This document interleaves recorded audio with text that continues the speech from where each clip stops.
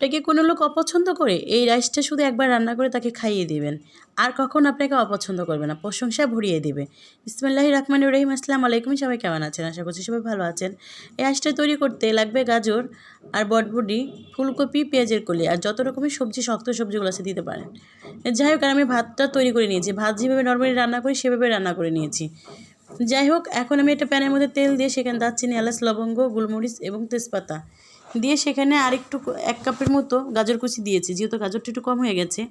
আর এই গাজরগুলো কিন্তু সিদ্ধ করা, এই সবজিগুলো আমি লবণ আর গোলমরিচ দিয়ে সিদ্ধ করে রেখেছি। গাজরটা আমার কাছে কম লাগতেছিল দেখে আমি তেলের মধ্যে গাজর দিয়ে তেলের মধ্যে ভেজে নিচ্ছি।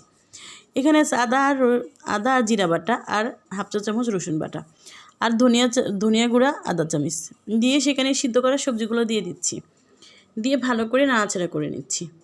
শীতের সময় এসেছে আর এই সবজি দিয়ে এই রান্নাটা খাবো না হয় কখনো? যাই হোক, আমি কিন্তু খুব সুন্দর করে রাইসটা এই সবজিটা দিয়ে রান্না করে নিচ্ছি। এরপরে ভালো করে বেশ কিছুক্ষণ নাড়াচাড়া করে দিয়ে দিলাম 1 চা চামচ গোলমরিচের গুঁড়া আর লবণ। আমি কিন্তু চেক করে লবণ আবারও দিব, আপনারা ঠিক তাই করবেন। যাই হোক, আর দিয়ে দিয়েছি পাঁচফোড়নের গুঁড়া হাফ চা চামচের মতো, দিয়ে আবারও বেশ কিছুক্ষণ আমি সবজিগুলোকে একটু ভাজা ভাজা করে নিব। যাই হোক, এখন আমি এইখানে রাইসগুলো দিয়ে দিচ্ছি। এক এক করে সবগুলো রাইস আমি দিয়ে দেবো। এখানে 2 পটের চালের রাইস আমি রান্না করে নিয়েছি। আপনারা যদি বেশি করতে চান সেক্ষেত্রে আপনি একটু কিন্তু বেশি বাড়িয়ে নিতে পারেন, সেক্ষেত্রে সবজিটাও বেশি হবে। যাই হোক, রাইসগুলো দিয়ে দেখেন আমার কিন্তু রাইসটা কিন্তু খুব ঝরঝরা হয়েছে, একটু শক্ত শক্ত টাইপ থাকবে, যেহেতু এটা অনেকক্ষণ ধরে একটু করতে হবে, ভাজতে হবে তার জন্য। এখন দেখেন আমি বেশ কিছুক্ষণ দিয়ে একটু নাড়াচাড়া করে ঢাকনা দিয়ে ঢেকে কিছুক্ষণ রেখে দিয়েছিলাম। এখন ঢাকনাটা তুলে আমি আবারও সুন্দর করে এপাশ ওপাশ করে নাড়াচাড়া করে দিচ্ছি, করে এখন দিয়ে দিচ্ছি সেই পেঁয়াজের কলিগুলো। আর এখন তো পেঁয়াজের কলিতে বাজারে ভরে গেছে, নতুন পেঁয়াজ, নতুন সব কিছু, নতুন সবজি। বাজারে গেলে যেন চোখটা একদম জুড়িয়ে আসে। এত সুন্দর সবজি আমরা শুধু শীতের সময় দেখতে পাই। শহরে তো সবসময় দেখতে পাই, কিন্তু শীতের সময় বেশি দেখতে পাই।